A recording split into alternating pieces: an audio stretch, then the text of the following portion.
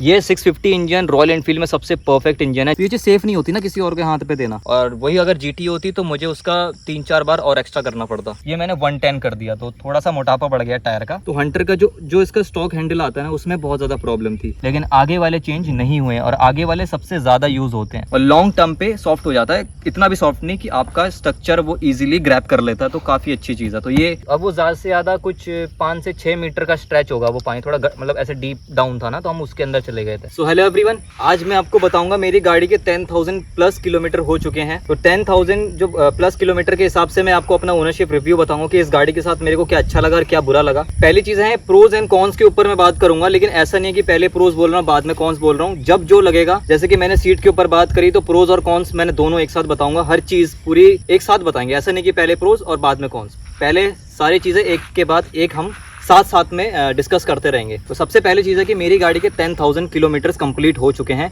उसके लिए मेरे को भी कांग्रेचुलेशन और आपको भी कांग्रेचुलेशन। मैंने लिए थी नवंबर में और अभी हो चुके हैं अगस्त। अपने को 10 महीने कंप्लीट हो चुके हैं और 10 महीने में 10,000 किलोमीटर हमने चला लिया। बेसिकली तो 11,000 हो चुकी है, बट 10,000 मैं आपको बोल रहा हूँ क्योंकि 11,000 के हिसाब से क्या होता है कि मेरी सेकेंड सर्विस भी हुई है, तो उसके बारे में भी आपसे डिस्कस करेंगे। हल्का फुल्का जो भी चीज़ है मैं आपसे प्रैक्टिकली बात करता हूँ। तो मैं आपको दिखा देता हूँ मेरी गाड़ी के कितने किलोमीटर अभी तक हो चुके हैं।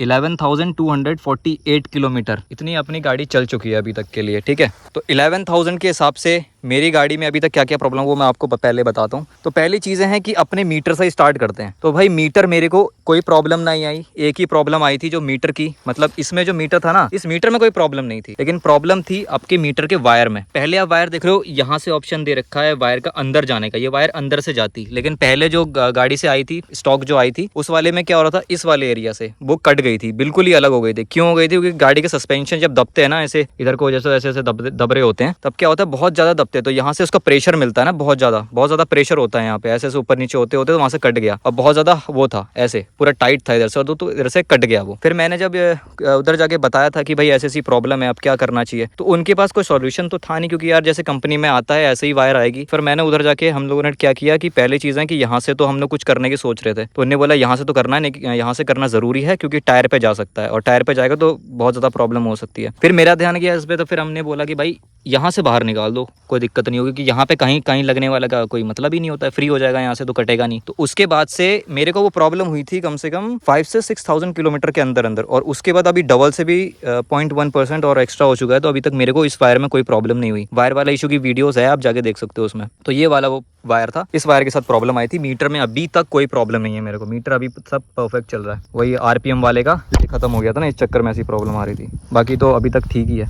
मेन चीज़ होती है, एक और बात बताता हूँ, यहाँ से ना थोड़ा सा अजीब लगता है। सब लोग कहते हैं कि यहाँ से अगर कुछ और अच्छा होता है, जैसे मीटियोर में नहीं आता, मीटियोर पहली वाली जो थंडरबर्ड जो आती थी पहली वाली, उसमें ना मीटर काफ़ी अच्छा लगता था, इतना बड़ा बोल्ड मीटर था उसमें, तो वो लुक भी अच्छा करता था। लेकिन वही होता है कि यार कुछ वेट लॉस करने के लिए और कुछ प्राइस कम करने के लिए ऐसी चीज़ें बना देते हैं। बट ये भी अच्छा ही है, कोई दिक्कत नहीं, यहाँ से अच्छा लगता है लेकिन यहाँ से बहुत बुरा लगता है। तो वही वाली चीज़ें हैं। लेकिन ये कौन सी ये बोलूँगा कि भैया लुक अच्छा नहीं है, प्रोज ये बोलूँगा कि थोड़ा सा वेट कम हो चुका है इसमें, ठीक है। तो वही वाली बातें, अपना वेट भी कम है और दूसरा अच्छा भी लगता है थोड़ा बहुत, ठीक है, परफेक्ट है। और दूसरे मैं आपको दिखाता हूँ हेडलाइट के ऊपर। तो ये देखो हेडलाइट तो मैंने हल्का सा यहाँ पे अब होता है, हल्का सा मैंने रैप किया, यहाँ पे क्रोम एडिशन टाइप से आता है ना, क्रोम वाला आता है यहाँ पे पार्ट, तो वो मैंने ब्लैक करवा दिया क्योंकि मुझे क्रोम अच्छा नहीं लगता। इस साइड से देख रहे हो, ये वाला क्रोम वाला पार्ट रहता है। तो ये हेडलाइट भी अच्छी है, लेकिन मैंने बाहर जाके आफ्टर मार्केट इसमें मैंने LED सेटअप करवा दी, जिसकी लाइट काफ़ी अच्छी है, जो कि रात में मैं आपको कभी व्लॉग कर रहा हूँ, जब मैं राइड पे जाऊँगा तब मैं आपको दिखाऊंगा। उसकी लाइट पहले से बेटर है, पहली वाली भी सेम ही थी, मतलब उतना फर्क नहीं पड़ रहा था, बट वो हेलोजन थी और ये अपनी LED है और व्हाइट लाइट के साथ है। दूसरा ऑप्शन अपना LED नीचे भी आता है और ऊपर वाला भी हमने LED कर लिया, इसके अंदर फैन भी लगाए कूलिंग के लिए, ठीक है। तो 3 साइड का है, इसमें हाई बीम और लो बीम दोनों है। आप एक चीज देख रहे हो, इसका जो एक डिसएडवांटेज आफ्टर मार्केट वाले का कि काफी ऊपर फेंक रहा था, तो यहाँ से मेरे को इसका जो हेडलाइट वाला ये पार्ट है ना, ये ब्लैक वाला पूरा मोल्ड, तो यहाँ से उसको हल्का सा टिल्ट करना पड़ा नीचे। आप ध्यान दे रहे हो, हल्का सा नीचे, उस नीचे की वजह से मेरा नंबर प्लेट का ये जो पार्ट होता है वो टूट रहा है धीरे धीरे। ये देखो ये टूट गया, तो मैंने कोई ऑप्शन नहीं रहा, तो बाद में मैंने क्या सोचा है ना, थोड़ा आफ्टर मार्केट चीजें करने के लिए, कि ये वाला पार्ट मैं यहाँ पे कहीं पे लगा दूं, इधर कहीं, तो अच्छा लगेगा, तो ये चीज भी बच जाएगी और नंबर प्लेट भी बहुत अच्छा लगेगा यहाँ पे। तो अभी नीचे है, कोई दिक्कत नहीं है, अपना नीचे भी नंबर प्लेट्स वैसे तो RTO से जो होता है, जो गाड़ी बन के आती है उसका नीचे ही लगता है, बट मैं हम ऊपर कर लेंगे क्योंकि यहाँ पे टूट रहा है और विजिबिलिटीज अच्छी नहीं आ रही इस साइड से ना। तो बाकी चीजें भाई प्रोज ये बोलूंगा कि अपना हेलोजन से अच्छा हो चुका है। हेलोजन जो था वो भी अच्छा था, लेकिन मुझे उसको अपग्रेड कराना था क्योंकि वो येलो स्टोन अच्छा नहीं लग रहा था, दूर से व्यू अच्छा नहीं आ रहा था, तो LED वाला काफ़ी अच्छा चल रहा है इसमें भी। तो ब्लू स्टोन के साथ लुक भी अच्छा एनहांस करता है, ठीक है। तो अभी के लिए परफेक्ट है भाई, कोई दिक्कत नहीं है इसके मोल्ड में भी। मैंने वायरिंग करी है, वायरिंग में भी कोई इशू नहीं आया। बाकी प्रोज यही है कि भाई गोल हेडलाइट है, बहुत अच्छी लगती है रेट्रो गाड़ी के हिसाब से भी। कॉन्स क्या बोलूँ मैं, कॉन्स तो कुछ भी नहीं है इस लाइट के हिसाब से, तो मुझे अच्छा ही लगा। बाकी हाँ, एक अच्छी बात ये नहीं लगी, इसका जो ग्लास वाला पार्ट है ना, देखो थोड़ा सा डल हो रहा है। आप ध्यान से देखो, अंदर से डल हो रहा है, बाहर से डल हो रहा है, कहाँ से डल हो रहा है। पहले काफी ज्यादा अच्छा था, मतलब क्लियर दिखता था, अभी हल्का सा पीलापन आ रहा है इसमें। अभी इसको क्या होता है कि खोल के फिर से क्लीन कराना पड़ेगा, शायद यही हो सकता है, और कोई ऑप्शन तो लग नहीं रहा है मुझे। लेकिन ये वाला ग्लास थोड़ा सा डल हो गया है यहाँ से, अब ध्यान से देखो डल हो गया है, तो इसमें भी लाइट में थोड़ी सी फर्क पड़ता है। प्रोज एंड कॉन्स आप अपने हिसाब से देख लेना, मुझे तो भैया प्रोज ही लगा, कोई दिक्कत हुई नहीं मुझे, बट यही थोड़ा डल हो गया, बस यही एक प्रॉब्लम है। का जो लाइट है ना, ये अपने इंडिकेटर वाले पार्ट, इसको मैंने चेंज नहीं किया है। इसके अंदर जो हेलोजन बल्ब लगे हैं वही के वही लगे हैं, इधर भी और पीछे वाले पे भी, उस साइड दोनों वाले पे। और पीछे वाला जो रेड लाइट है उसमें भी सेम का सेम है। इसमें क्या कर लिया मैंने, हैजार्ड लगवा लिया। यहाँ पे स्विच है, ये जो नीचे देख रहे हो ना, मैं आपको दिखाता हूँ अच्छे से। पीछे नीचे जो स्विच दिख रहा है रेड वाला, ये मैंने स्विच लगा लिया नीचे की साइड को, क्योंकि हम उसको कम यूज करते इसलिए, और ये रॉड की वजह से वो चीज लग नहीं रही थी ऊपर को, तो मैंने नीचे करा लिया, तो नीचे से इजीली लग जाता है। मैं आपको जला के दिखा देता हूँ एक बार। ये हैजार्ड अपना इधर से ऑन हो जाता है, ब्लू लाइट जल गई और ये हैजार्ड इस तरीके से वर्क कर रहा है। अभी थोड़ा रोशनी वाला टाइम है भाई सुबह, इसलिए थोड़ा अच्छा नहीं लग रहा, बट बाकी टाइम पे हैजार्ड भी काफ़ी ब्लिंकिंग होते हैं काफ़ी अच्छे से। इसमें सेट्स हैं काफ़ी ज़्यादा, कम से कम 15 से 16 इसमें सेक्शंस हैं, अलग अलग हम कर सकते हैं, लेकिन मेरे को ये परफेक्ट लगता है, डिसेंट है ये वाला। ये देखो ब्लू लाइट ये जल रही है, तो काफ़ी रोशनी तेज है। इस साइड को आप जो लुक देख रहे हो वो हाई बीम है, मैं आपको हाई बीम कर दे रहा हूँ। देखो अब इधर वाला भी छुप गया, अब हाई बीम हो गया ये। तो दूसरा यही वाला पार्ट है भाई, ये अपने को अच्छा लगा ये वाला। और बैक में ये है, ये अपना सेम हेलोजन है, मैं आपको ब्रेक दबा के दिखा रहा हूँ, ये देखो ये सेम जल रहा है। नीचे एक और लाइट लगाई है मैंने इस साइड पे, और एक उस साइड पे लाइट लगाई नीचे चेन के ऊपर, वहाँ साइड देखो, और एक यहाँ पे लगवा दिया है। ये सिर्फ ब्रेक के साथ काम करता है और पीछे से लुक एनहेंस करता है ये वाला। लाइट चेंज करवा के बहुत परफेक्ट लगा, कोई दिक्कत नहीं थी इसमें। लाइट वाले पे भी परफेक्ट है। अभी तक देखो मैंने आफ्टर मार्केट उसमें मैंने वो ब्लिंकर्स लगवाए, और कम से कम ये ब्लिंकर्स लगाए मेरे को 1 महीने के आसपास हो चुका है, 1 महीने तो थोड़ा कम हो चुका है, और मैंने इसको लगाया अभी तक कोई दिक्कत नहीं है, वायरिंग में कोई इशू नहीं है। लेकिन हाँ, वायरिंग में एक इशू आई थी, मैं आपको लाइट्स के बारे में बता रहा था, तो इसको भी कवर कर लेते हैं। इस वाली लाइट में बहुत ज़्यादा पावरफुल लाइट है, बहुत ज़्यादा पावरफुल, जो मैंने हंटर पे लगा रखी थी, ये वाली और उस साइड वाली, ये दोनों, ये बहुत ज़्यादा पावरफुल लाइट है। और इसमें क्या हुआ था, पहले उन लोगों ने जहाँ पे मैंने काम किया तो छोटी सी एक वायर लगवाई थी, उसमें से वो शीट अंदर से जल गया था, जो वायरिंग आती है ना वो वायर जल गई थी। उसके बाद हमने यहाँ पे मोटी वाली वायर लगा ली है, ये वाली वायर, ये वाली, इसको चेंज करा दिया। उसके बाद से अपने को लाइट में कोई दिक्कत नहीं है, और इसका व्यू बहुत अच्छा आता है। अभी तो भैया रोशनी है तो दिखेगा नहीं, बाकी इसका व्यू बहुत परफेक्ट है, तो अपने टूरिंग में काम हो जाता है। तो लाइटिंग का यही था कि अभी तक अपने को लाइटिंग में कोई प्रॉब्लम नहीं फेस हुई, बाकी सब कुछ अच्छा था। लाइटिंग में अपने को प्रोज पे जाऊंगा भाई, कॉन्स पे कोई नहीं। कॉन्स बस वो था हेलोजन था, हेलोजन भी अच्छा ही था, लेकिन मुझे वो येलो स्टोन अच्छा नहीं लगा था, इसलिए मैं ब्लू कर दिया, व्हाइट में कर दिया तो अच्छा लग रहा है अब, क्योंकि व्हाइट गाड़ी है तो लाइट थ्रो अच्छा रहता है। लाइट में कोई दिक्कत नहीं हुई अभी तक, सेकंड वाले पे प्रोज पे ही जाऊंगा। और तीसरा मैं बताता हूँ इसके फ्यूल टैंक के ऊपर, जो कि अपना टूरिंग में बहुत ज़्यादा काम करता है, वो है अपना 13.7 लीटर का इसका टैंक आता है। और जब मैं बनारस राइड गया था तो मेरे को ज़्यादा से ज़्यादा 5 बार इसको फिल कराना पड़ गया, आना जाना। 5 से मुझे अभी याद नहीं आ रहा, शायद 5 या 6 बार ऐसे कुछ फिल कराना पड़ा। और वही अगर GT होती तो मुझे उसका 3-4 बार और एक्स्ट्रा करना पड़ता। तो इसका फ्यूल टैंक भी बहुत बड़ा है और अच्छा है। और यहाँ पे जो इसका कट देख रहे हो, कट की वजह से मेरा जो ये वाला पैर वाला पार्ट है वो भी इजीली इसमें आ जाता है, ठीक है। तो यहाँ से थोड़ा बोल्ड है और यहाँ से वो है। टैंक भाई परफेक्ट लगा मुझे, टैंक में कोई भी इशू मुझे फील नहीं हुई, तो टैंक काफ़ी परफेक्ट है। तो ये मैं प्रोज के ऊपर ही जाऊँगा, टैंक में कोई प्रॉब्लम। लेकिन हाँ, टैंक का जो ये वाला पार्ट है ना, इधर आओ, ये काफ़ी प्रॉब्लम है। देखो अगर मैं फ्यूल स्टेशन जा रहा हूँ और ऐसे करके खोल के, ये चीज़ ऐसे हाथ में आ जाती है भाई, तो ये वाला पार्ट ऐसे करके अगर ऐसे रहता है ना, जैसे हंटर पे होता है, तो इजीली रहता है, इसको हम कहीं देने की जरूरत नहीं पड़ती। मैं क्या होता है, जब भी फ्यूल स्टेशन जाता हूँ, जो फ्यूल पंप भर रहा होता है उसके हाथ में पकड़ा देता हूँ, या पिलियन बैठा तो उसको पकड़ा देता हूँ। तो ये चीज़ सेफ नहीं होती ना किसी और के हाथ पे देना, तो ये चीज़ अगर यहीं पे रहती तो ये चीज़ काफ़ी अच्छा रहता। लेकिन भाई रेट्रो चीज़ों में ऐसा दे रहे हैं, तो कोई तो रीज़न होगा, पता नहीं क्या रीज़न है, लेकिन मेरे को ये चीज़ कौन सा लगी भाई हर जगह से। प्रोज तो है ही नहीं, क्योंकि ये चीज़ अगर यहाँ पे ऐसे लग के खुला रहता तो वो वहाँ पे फ्यूल टैंक का वो लीवर जो होता है वो डाल देता, हम इजीली बंद करके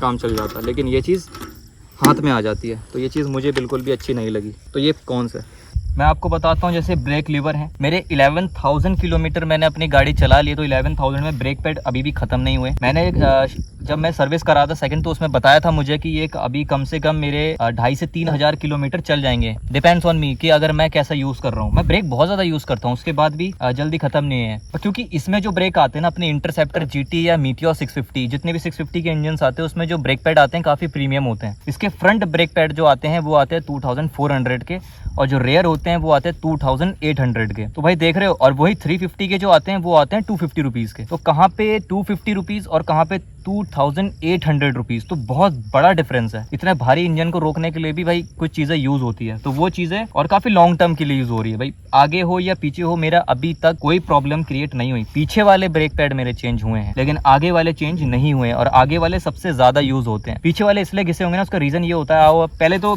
आगे वाले देखो, कोई प्रॉब्लम नहीं हुई। मैं आपको अच्छे से दिखाता हूँ, देखो यहाँ पे है वो ब्रेक पैड जो कि घिसे नहीं है। पीछे वाले घिस गए थे यहाँ पे, जो कि पीछे पूरे ख़त्म हो चुके थे। ये देखो ध्यान से, अब पूरा फिल हो गया। ये पहले वाले एकदम ख़त्म हो चुके थे और ये वाले, तो ये चीज़ चेंज करानी पड़ी मुझे सेकंड सर्विस में। तो ये चीज़ हो गई चेंज, पीछे वाली चेंज हो गई है, आगे वाली चेंज नहीं हुई है। तो 11,000 में अपने को बैक रेयर जो आपका ब्रेक पैड होते हैं वो चेंज कराने पड़े। तो ये अपना प्रोस पे ही जाऊँगा, क्योंकि अभी तो इतना किलोमीटर चलने के बाद ये वाले ब्रेक पैड इतनी जल्दी ख़त्म नहीं हुए थे। तो 10,000 तो आप चला सकते हो गाड़ी बिना नो डाउट के कि आपको ब्रेक पैड ख़त्म हो जाएंगे, या उसके बाद डिस्क यूज़ करना पड़ेगा। मतलब ये वाला जो होता है ना पैड, ये वाला पार्ट ये घिसना शुरू हो जाएगा। ऐसा कोई प्रॉब्लम नहीं है भाई, क्योंकि अच्छे प्रीमियम क्वालिटी के लोग ब्रेक पैड यूज़ कर रहे हैं। तो ये इंजन का रिलेटेड मैं अगर बताऊं तो इंजन रिलेटेड मेरे को अभी तक कोई प्रॉब्लम क्रिएट नहीं हुई, लेकिन ऊपर वो टैपेड नॉइज़ आती है, जो कि मैंने वहाँ बात करी थी। तो कह रहे थे थर्ड सर्विस में आते हैं, उसके बाद एक बार टैपेड सही करवा लेंगे, लेकिन मैं टैपेड को सही करवा दूंगा। अभी मैं जयपुर राइड के बाद जब मैं वापस आऊँगा तब उसको चेक करवाऊंगा, क्योंकि बहुत ज़्यादा नॉइज़ कर रहे हैं। अभी जब चलती रहती है ना गाड़ी, उसके जब ज़्यादा हीट हो जाती है तब वो टैपेड की आवाज़ आती है, बाकी टाइम पे नहीं आती। तो अभी इसमें 3.1 लीटर इसमें इंजन ऑयल आता है, मतलब 3.1 लीटर, ठीक है। तो इंजन ऑयल आता है इसके अंदर अपने 650 इंजन के अंदर, जो कि अपने GT इंटरसेप्टर और आपका मीटियोर में होता है। सेम इंजन होते हैं, वही वाली पार्ट। और इंजन रिलेटेड मैं एक और प्रॉब्लम बताऊं तो क्लच वायर जो होता है मेरा खत्म हो गया था 11,000 किलोमीटर में। ऊपर जो जहाँ पे क्लच वाला पार्ट होता है ना, मैं गाड़ी चला रहा हूँ, उसके बाद अचानक से ऐसे किया मैंने, तो देखा कि गियर ना लग नहीं रहे, कट कट करके बहुत जोर जोर से आवाज आ रही थी। तो मैंने रुक के चेक किया था, वहाँ पे वायर एक वायर पे टिका हुआ था वो। फिर मैं लोकल मिस्त्री के पास गए, उसके बाद हमने वहाँ से लोकल वायर लगाई। लोकल वायर लगाने के बाद हमने 2-3 दिन गाड़ी वैसे चलाई, क्योंकि कंपनी में वायर अवेलेबल नहीं थी। उसके बाद मैं फिर गया, उसके बाद वो अवेलेबल जब हुई तो फिर मैंने ये चीज़ लगवा ली। तो अब लग गया केबल इसमें। तो वही वाली एक प्रॉब्लम थी कि क्लच वायर मेरी खत्म हो गई थी, टूट गई थी, तो मैंने चेंज करवा ली। चलो कोई बात नहीं, इतना किलोमीटर चलने के बाद, क्योंकि मैं यूज़ बहुत करता हूँ ना, इतना वो चलाने में वो गलती मेरी है कि मैंने बहुत ज़्यादा यूज़ किया उस क्लच को। अब अच्छे से यूज़ करेंगे। तो इसमें इंजन में रिलेटेड जो प्रॉब्लम्स आई थी वो तो थ्रोटल बॉडी मैंने क्लीन करवाई थी, क्योंकि मिसिंग की जब प्रॉब्लम आ रही थी उसमें बता रहे थे कि थ्रोटल बॉडी और एक बार स्पार्क प्लग को चेक करेंगे कि एक बार क्या होता है, क्या देखते हैं, ठीक है। तो पूरी थ्रोटल बॉडी चेंज हुई है, मतलब बाहर निकली है, और उसको अच्छे से क्लीन किया। काफ़ी ज़्यादा डस्ट हो गया था इसके अंदर। वो डस्ट होता है क्या, बहुत लोग ऐसा कहते हैं कि ये चीज़ मिसिंग की वजह से प्रॉब्लम ये होती है कि हम लोग जो बाहर के पेट्रोल भरवाते हैं, क्योंकि भाई बड़ा इंजन है ना, तो उसमें प्रीमियम पेट्रोल नहीं भराते, जो नॉर्मल पेट्रोल भराते हैं उसमें दिक्कत हो जाती है। उसमें मिक्सिंग होती है चीज़ें, तो इसमें प्रीमियम पेट्रोल डलवाते हैं। मेरे लोकल एरिया में प्रीमियम पेट्रोल नहीं मिलता है, तो रिलायंस का मिलता है, तो मैं रिलायंस से ही भरवाता हूँ ऑल टाइम हमेशा। लेकिन फिर भी प्रीमियम तो नहीं है ना रिलायंस, थोड़ा क्लियर है बाकी पेट्रोल पंप से, लेकिन फिर भी प्रीमियम मिलते हैं। नोएडा में जहाँ पे मैं रहता हूँ वहाँ पे मिल जाता है प्रीमियम। जितनी बार मैं नोएडा से घर आता हूँ ना, मैं फुल वही प्रीमियम वाले डलवा के आता हूँ, तब गाड़ी की पावर भी देखने लायक होती है, बहुत अच्छी। तो वही है, थ्रोटल बॉडी निकाली, चेंज किया उसको, मतलब क्लीन किया उसको, और अब तो ठीक है, कोई दिक्कत नहीं है। समझ में कुछ आता नहीं है, तो वही अलग बात है, ठीक है। तो एक प्रॉब्लम ये आई थी मेरे को, मिसिंग की प्रॉब्लम आई थी, जो कि पहले शॉर्ट आउट हो गई थी। उसके बाद मैंने मतलब गाड़ी मैंने धोई, तो धोने के बाद क्या हुआ, यहाँ पे जो एक कैप है ना आपका सप्रेसर कैप वाले पार्ट पे, शायद वो पानी अंदर चले गया था, बहुत ज़्यादा धोया था मैंने। तो वो पानी अंदर जाने के बाद क्या हुआ, मैंने जब गाड़ी चलाई, तो उसमें मिसिंग प्रॉब्लम इतनी ज़्यादा हो गई कि वो गाड़ी पटाखे मार के शुरू, मतलब बहुत ज़ोर ज़ोर से साउंड आने लगी।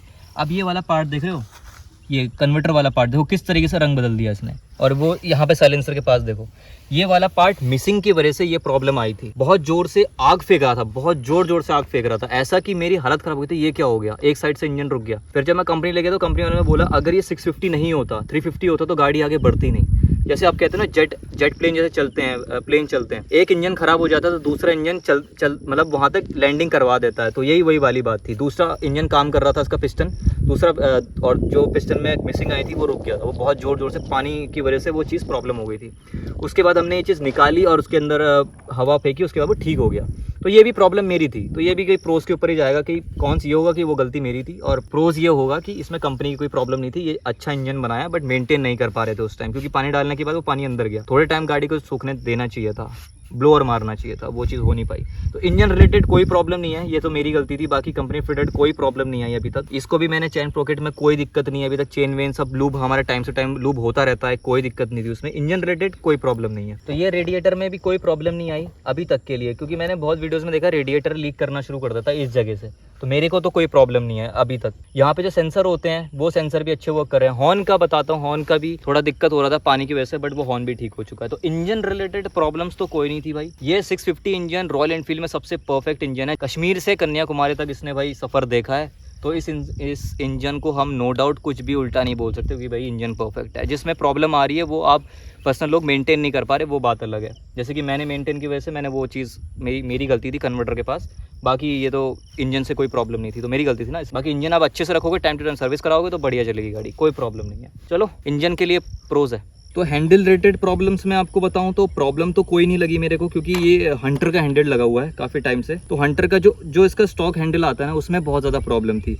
काफ़ी ज़्यादा बड़ा साइज़ में था और काफ़ी ऊपर भी था, क्योंकि इंटरसेप्टर थोड़ा क्रूजिंग के लिए बनाई थी इस चक्कर में। लेकिन वो हैंडल ना मेरे को ना कट्स मारने में, वो क्रूजिंग करने के लिए अच्छा है, लेकिन सिटी विटी में कट मारने के लिए बहुत ज़्यादा प्रॉब्लम क्रिएट कर रहा था। तो मैंने क्या किया कि मेरे को ना ब्लैकआउट चाहिए था, तो ब्लैकआउट के चक्कर में मैंने क्या किया, हंटर का हैंडल लगवा लिया, क्योंकि मेरी हंटर पे लगाई मीटियोर 350 का हैंडल, और ये हैंडल सिर्फ घर पे पड़ा हुआ था। तो फिर मैंने क्या किया, इसमें ये वाला हैंडल लगवा लिया। और ये हैंडल लगने के बाद भाई इतना परफेक्ट है ना कि मेरे को कट मारने में या कहीं पे ऑफ रोडिंग करने में कोई प्रॉब्लम नहीं होती, क्योंकि रॉयल एनफील्ड का जेन्युइन है, टूटने का कोई डर नहीं है, हैवी मटेरियल से बना हुआ है, कोई दिक्कत नहीं है। लेकिन हाँ, अगर मैं ये जो रॉड है ना, बैलेंसिंग रॉड, इसको मैंने हटा देता हूँ तो भाई बहुत ज़्यादा वॉबलिंग इशू आना शुरू हो जाता है। तो ये रॉड मेरे को लगवाना बहुत ज़्यादा कंपलसरी हो गया था। जब ये रॉड लगा रहता है तो वॉबलिंग नहीं करती, रॉड हटने के बाद बहुत ज़्यादा वॉबलिंग करना शुरू कर देता है। तो इसमें भी ईजिली लग जा रहा था। लेकिन यहाँ पे ना हंटर के इस जगह पे जहाँ पे रेस वाला पार्ट है, यहाँ पे मेरे को होल करना पड़ गया था, जो कंपनी ने होल किया, क्योंकि यहाँ पे ये वाला क्लिप नहीं लग पा रहा था ना, क्योंकि वो मैच नहीं होते हैं। तो यहाँ पे वो होल किया हमने। वो होल करने में भी बहुत ज़्यादा प्रॉब्लम क्रिएट हुई थी। कम से कम हमको होल करने में 1 घंटे के आसपास लग गया था, क्योंकि उनके पास ड्रिलर अवेलेबल नहीं हो पा रहा था। पता नहीं किसी तरह उन्होंने वो होल किया, उसके बाद ये चीज़ लगी, फिर टेस्ट ड्राइव लिया तो परफेक्ट चला। हैंडल भाई पूरा का पूरा प्रोस पे जाएगा, कोई कॉन्स नहीं। आप भी एक बार ट्राई करके देखना भाई, परफेक्ट है भाई, बहुत ज़्यादा परफेक्ट है। लेकिन हाँ, थोड़ा सा डाउन हो जाता है, मतलब थोड़ा सा वो जो पार्ट होता है ना, थोड़ा मतलब लीन होकर चलाना पड़ जाता है इसमें। लेकिन कोई बात नहीं, उतना भी लीन नहीं होना पड़ता है। जीटी में तो यहाँ होना पड़ता है, इसका फिर भी ऊपर है, तो प्रोज है भाई हैंडल का भी। तो सीट की बारे में मैं आपको बताऊं तो ये जो सीट थी, जो पहले जो सीट स्टॉक सीट आती है, ये मैंने चेंज कर रखी है। स्टॉक सीट जो आती है वो भाई हल्का प्रोज है, नॉर्मल कौन सा है, क्योंकि वो सीट ना लॉन्ग टर्म के लिए अच्छा नहीं है। सिटी राइड, हल्का फुल्का राइड कर रहे हो, 50 to 60 किलोमीटर राइड करो तो आपके लिए परफेक्ट है, क्योंकि वो बहुत ज्यादा सॉफ्ट है, ये रोड पे वो लग जाता है। तो मैंने क्या किया, जीटी की प्रीमियम टूरिंग सीट लगवा ली है, और ये लॉन्ग टर्म के लिए काफी अच्छा है। जैसे कि आप 1000 किलोमीटर, 1000 किलोमीटर, 1300, 500, 2000 किलोमीटर आप करते हो ना इस वाले सीट के साथ, तो परफेक्ट है। मैंने काउल भी ले लिया है, तो ये वाली सिंगल सीटर भी बन जाती है, ड्यूल सीट भी बनती है, क्योंकि इसमें देखो अब यहाँ पे ड्यूल सीट वाला ऑप्शन भी है। काउल मैंने ऐसे रखा हुआ आप लोगों को दिखाने के लिए, क्योंकि ये काउल के साथ सिंगल सीटर बन जाती है। तो ये वाली सीट परफेक्ट है। ये पूरा का पूरा आपका प्रोस के ऊपर जाएगा, कॉन्स पे नहीं जाएगा। जो आपका स्टॉक आता है उसमें थोड़े प्रॉब्लम क्रिएट होती है, क्योंकि वो बहुत ज़्यादा सॉफ्ट है, पीछे तो बहुत ज़्यादा सॉफ्ट है, और इतना सॉफ्ट की वजह से वो जीत चलाते चलाते आप रॉड के ऊपर आके बैठना शुरू कर जाते हो, और वो बहुत ज़्यादा दर्द होता है। लेकिन ये थोड़ा हार्डनेस है और लॉन्ग टर्म पे सॉफ्ट हो जाता है, इतना भी सॉफ्ट नहीं कि आपका स्ट्रक्चर वो ईजिली ग्रैब कर लेता है, तो काफ़ी अच्छी चीज़ है। तो ये सीट अपना प्रोस के ऊपर आएगा। तो टायर पे आते हैं। टायर की बात ये बताता हूँ कि इसमें मैंने अभी फिलहाल के तो रेलको स्पीड ब्लास्टर लगवा रखे हैं। तो पहले जो इसके स्टॉक आते हैं सीएट के जूम वाले, उसमें क्या होता है ना, वो हाईवे के लिए परफेक्ट है, उसमें वाइब्रेशन नहीं आती। इसमें थोड़ी वाइब्रेशन है, लेकिन उसमें वाइब्रेशन नहीं आती, उसमें आप लंबा लंबा क्रूज कर सकते हो। और वो जो टायर बने हैं 210 किलोमीटर पर आवर की स्पीड से आप उस गाड़ी को चला सकते हो। वो टायर H+ कैटेगरी में आता है, ये P में आता है। तो उसमें क्या होता है कि वो अच्छे तो थे, लेकिन मेरे वो ना ग्रिप खत्म हो गए थे, और ग्रिप खत्म होने के बाद जब मैं रेस फेंकता था, गाड़ी के टायर घूम जाते थे इधर उधर, थोड़ा स्लशी पार्ट पे ना गाड़ी, मुझे डर लगता था कि अभी गिर जाएगी अभी गिर जाएगी। लेकिन इस वाले टायर के साथ वो प्रॉब्लम बिल्कुल खत्म हो चुकी है। तो मैं आपको बताता हूँ, ये मैंने टायर लगाए हैं रेलको के स्पीड ब्लास्टर। सामने जो है वो है 110, 90, 18। तो सोच रहे हो इसमें एक साइज बड़ा कर दिया, जो पहले आता वो 100 सेक्शन का आता, ये मैंने 110 कर दिया, तो थोड़ा सा मोटापा बढ़ गया टायर का, तो ये वाली बात है। और इसकी वजह से थोड़े मड फ्लैप को मुझे ऊपर करना पड़ा। ये वाला पार्ट देखो इधर आओ, इस वाले मड फ्लैप में यहाँ पे मेरे को थोड़ा सा इतना पार्ट को ऊंचा करना पड़ा, नहीं तो फिर क्योंकि टायर लगता है ना उसमें, इस चक्कर मेरे को थोड़ा ऊंचा करना पड़ा है यहाँ से। तो ये तो आपका ये देखो, यहाँ पे 110, 19, R18 लिखा हुआ है, यहाँ पे देखो ये लिखा हुआ ना, ये वाला पार्ट। और आपको पीछे वाले टायर दिखा देता हूँ, 130, 17, 18 पीछे वाले सेम टायर लगवा रखे हैं ग्रिप के साथ। अभी फिलहाल हम उधर थोड़ा सा ऑफ रोड करके आए हुए थे, इस चक्कर में इसमें थोड़ा सा ग्रिप खत्म हो गई है, वरना ये टायर बहुत अच्छे ग्रिपिंग के साथ आते हैं, बहुत अच्छे। इसमें आप ऑफ रोडिंग करोगे या आप ऑल टेरेन टायर की तरह यूज़ कर सकते हो। वैसे ऑल टेरेन नहीं होते हैं ये, तो आपको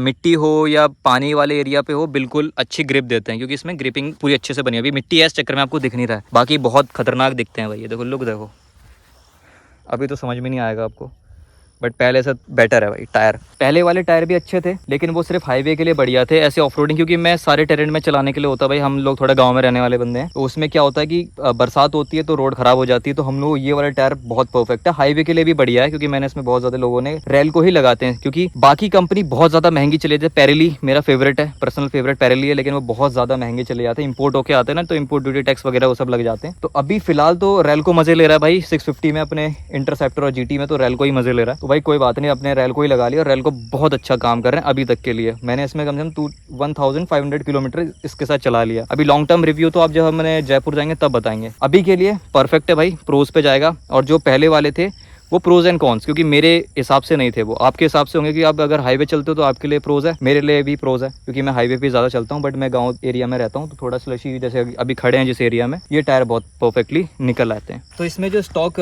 मिरर्स आते हैं वो बहुत ज़्यादा अच्छे नहीं थे, क्योंकि उसमें क्या हो रहा था, जब मैं अपने बनारस राइड पर गया था ना, आपने वो वीडियो देखी होगी, मेरे बार बार मेरे को आईना जो उसके मिरर्स थे वो बहुत ज़्यादा निकल जा रहे थे, ऐसे झूल जा रहे थे, वाइब्रेशन की वजह से या स्पीडिंग की वजह से, मेरे को नहीं पता, लेकिन वो काफ़ी अच्छा प्रॉब्लम दे रहे थे मेरे को। हाँ, उसकी विजिबिलिटी इससे बेटर थी, थोड़ा बड़ा साइज में था, और देखने में एकदम यहाँ पे था ना वो, तो देखने में थोड़ा इधर उधर देखना पड़ता है, इसको हल्का सा डाउन देखना पड़ता है, लेकिन कोई प्रॉब्लम नहीं है। उस वाले मिरर में दिक्कत थी भाई, वो पूरा का पूरा हल्का प्रोज है और हल्का कॉन्स है। क्यों कॉन्स ज्यादा है? क्योंकि वो भाई क्रूजिंग कर रहे हैं और वो क्रूजिंग में ना निकल जा रहा है, और आपकी राइड खराब हो जा रही है, कभी भी रुकना पड़ जा रहा है आपको, कहीं भी ऐसी रिमोट एरिया पे रुकना पड़ जाएगा तो भाई प्रॉब्लम है ना, क्योंकि अगर वो चलती है तो गिर जाए फिर आपको बहुत ज्यादा नुकसान हो जाएगा। लेकिन ये फिर मैंने उसके बाद ये वाले मिरर्स लगाए, ये परफेक्ट है। इसको मैंने 128 हो गया है, 185 किलोमीटर में इतना चलाना नहीं चाहिए, बट मैंने टेस्ट किया था खाली, तो ये मिरर हल्का सा भी वाइब्रेशन नहीं दिया, पूरा अच्छी विजिबिलिटी के साथ इसने वर्क किया, और ये लुक भी इनहेंस कर रहा है। देखो बाकी बढ़िया है, लेकिन जब गाड़ी में अपने घर से उतारता हूँ ना, तो मेरे हाथ इस तरीके से लगते हैं, उधर को इस तरीके से लगते हैं, तो थोड़ा सा ऐसा लगता है कि ये टूट जाएगा तो हाथ टूट जाएगा, थोड़ा मतलब बैक वैक करने में इश्यूज होते हैं, क्योंकि वो थोड़ा ऊपर होता है तो यहाँ वाला एरिया फ्री रहता है, तो ये थोड़ा वो लगता है गाड़ी गिरेगी तो ये टूटेगा सबसे पहले, ठीक है, ऐसी प्रॉब्लम होती है। तो ये मिरर अच्छे हैं, पहले वाले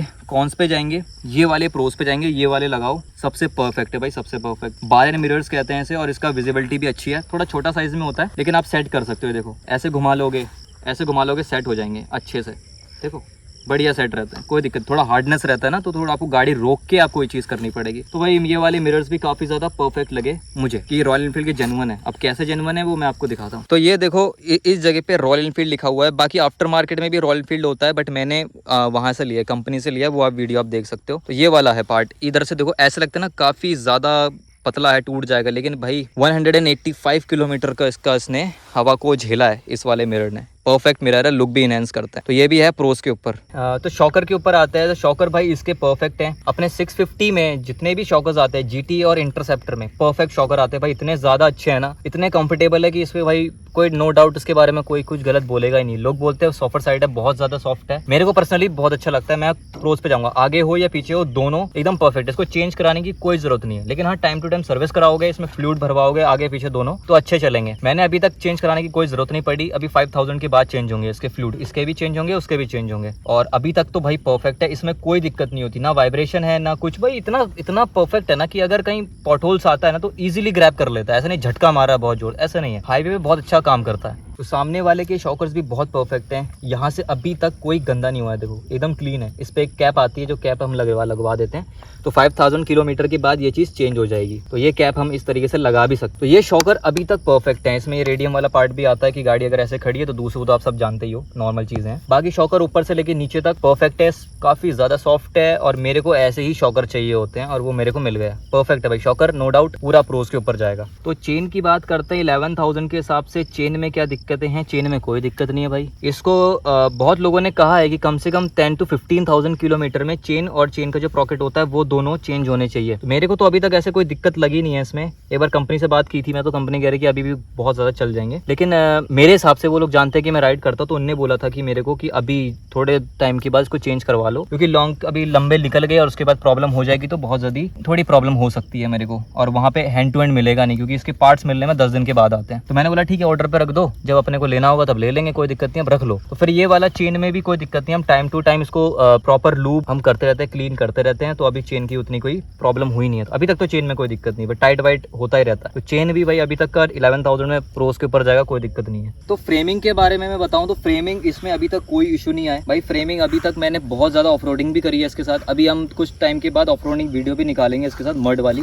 तो जो पूरा प्रॉपर जो फ्रेमिंग है ना इसमें, तो इसमें क्या है कि कहीं से भी बहुत ज़्यादा गाड़ी, जैसे कि मैं लॉन्ग राइड पे चल रहा था तो कहीं पे भी कोई झटके नहीं लग रहे थे, बहुत ज़्यादा इसने झटके को एब्जॉर्ब किया है, और कहीं से भी कोई बोल्ट या निकलना ऐसा कोई दिक्कत नहीं है अभी तक मुझे। 11,000 किलोमीटर में मैंने लंबी राइड भी करी है। लोग क्या होता है निकल जाती लंबी राइड पे निकलते हैं, बट मेरे नहीं निकला। बहुत जब बम्पी पे भी बहुत जोर जोर से लगे तब भी कोई दिक्कत नहीं है। अब फ्यूचर में क्या दिक्कत होगी वो तो नहीं पता, लेकिन अभी तक 11,000 किलोमीटर में अभी तक फ्रेमिंग में मुझे को कोई दिक्कत नहीं है। फ्रेमिंग परफेक्ट है, इंटरसेप्टर की और जीटी की दोनों एक ही फ्रेमिंग होती है, तो प्रोज है।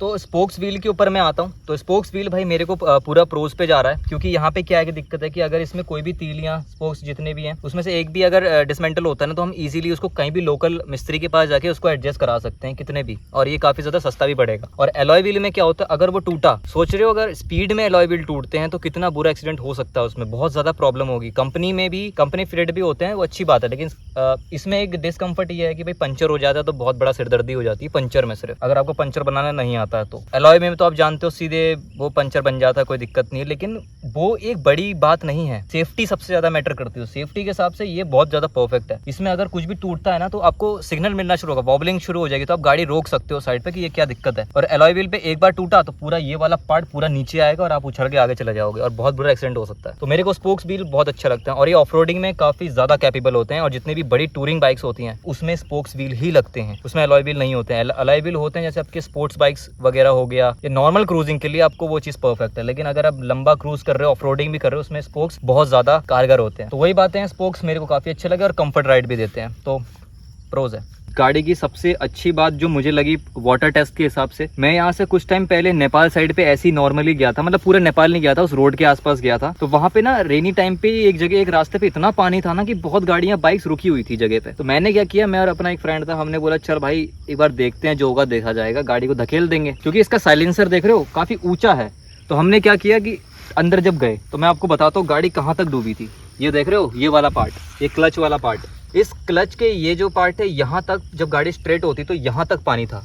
तो यहाँ से स्ट्रेटली इसका साइलेंसर हल्का सा पानी में डूबा था, हल्का सा, बहुत माइन्यूट, और वो पानी ऐसा फेंक रहा था। तो आप सोचो एक तरीके से गाड़ी आधी की आधी पूरी की पूरी पानी में गई थी, और उसके बाद भी गाड़ी ऐसा नहीं है कि बाकी गाड़ियां क्या होती थोड़ा डिसबैलेंस होती है, इसमें क्या हुआ स्ट्रेटली चलती रही, गाड़ी में कोई दिक्कत नहीं हुई और गाड़ी इजीली आउट हो गई। अब वो ज़्यादा से ज़्यादा कुछ 5 से 6 मीटर का स्ट्रेच होगा, वो पानी थोड़ा मतलब ऐसे डीप डाउन था ना, तो हम उसके अंदर चले गए थे। पहले मुझे लगा कम होगा क्योंकि वो कोई जा नहीं रहा था, फिर हमने सोचा कि एक बार चलते हैं, ज़्यादा पानी तो होगा नहीं, इतना पानी रोड ही तो है, इतना पानी नहीं होगा। बट हम जब चले गए उसके बाद हमने सोचा अब तो चले गए, तब रोक के कोई फायदा नहीं, हम निकल गए। तो फिर जाके देखा कि इतना पानी था, क्योंकि मैंने तो देख नहीं पाया, मेरा सारा उसमें था। तो मेरा फ्रेंड बोलता भाई पानी इतना तक गया होगा, क्योंकि इंजन के वहाँ तक पानी ऐसे कर रहा था। 650 ने पहली बार वाटर टेस्ट बहुत ज़्यादा डीप ट्राई किया है। अभी हम प्रॉपर ऑफरोडिंग वीडियो भी आपको कुछ टाइम के बाद दिखाएंगे, जिसमें हम बहुत गंदा ऑफरोडिंग करने वाले हैं, बहुत गंदा इस गाड़ी के साथ, क्योंकि टायर चेंज किए ना इसलिए। तो भाई प्रोज है इस चीज़ के ऊपर। ये तो एक नॉर्मल चीज़ें बताई मैंने इस गाड़ी की अच्छाई। तो एक और मैं आपको चीज़ बताता हूँ, मैंने इसमें मड फ्लैप हो या साड़ी गार्ड हो वो मैंने निकाल दिया। अगर देखो ऐसे लुक के साथ ये गाड़ी ले रहे हो तो भाई ये चीज़ करा के एक बार ट्राई करो, क्योंकि जब नंबर प्लेट लग जाता है इसके साथ तो उतना कीचड़ अंदर नहीं जाता है, पीछे की तरफ नहीं उछलता है उतना, भाई कंफर्टेबल है, क्योंकि आप इतना सीसी गाड़ी चला रहे हो तो उतना कोई प्रॉब्लम क्रिएट नहीं है। थोड़ा गंदा होना भी जरूरी है, तो ये हटाने के बाद लुक भी इनहेंस करता है, टायर भी अच्छा दिखता है, ज्यादा ओवर नहीं लगता है, क्योंकि ओवर क्या होता है ना, ओवर अगर यहाँ तक कराते हो, लाइट के ऊपर तक काट देते हो तो वो बहुत ज्यादा ओवर हो जाता है, लेकिन ये फिर भी अच्छा खासा नीचे तक आ रहा है। तो इसमें क्या होता है, इसमें कीचड़ इतना ऊपर नहीं आता, यहीं तक रहता है, तो ये परफेक्ट है। और साड़ी गार्ड क्या भाई, साड़ी गार्ड का कोई मतलब नहीं होता, मैं पता नहीं क्यों बोलो इस गाड़ी में क्यों साड़ी गार्ड लगाते हैं भाई। साइलेंसर के हिसाब से इसमें कोई जो अपनी जैसे मम्मी लोग हैं जो लोग साड़ी पहन के बैठते हैं, इसमें कोई बैठ ही नहीं पाएगा, इसमें वो स्टैंड ही नहीं आता, यहाँ पे गर्म लगेगा, वो सारी चीज़ें, क्योंकि ऊपर है ना साइलेंसर, तो कोई सेंस नहीं बनता साड़ी गार्ड का। इसलिए मैंने वो पीछे से साड़ी गार्ड भी हटा दिया, मड फ्लैप भी हटा दिया, वो था सेकंड डे ही मैंने हटवा दिया था। और ये फिर नंबर प्लेट लगवा दिया तो और ज़्यादा डाउन हो गया, तो अच्छा लुक आता है। अब इधर से देखो भाई, सब लोग जानते हैं कि इधर से इसकी गाड़ी का लुक पीछे से ऐसा ही इनहेंस लगता है।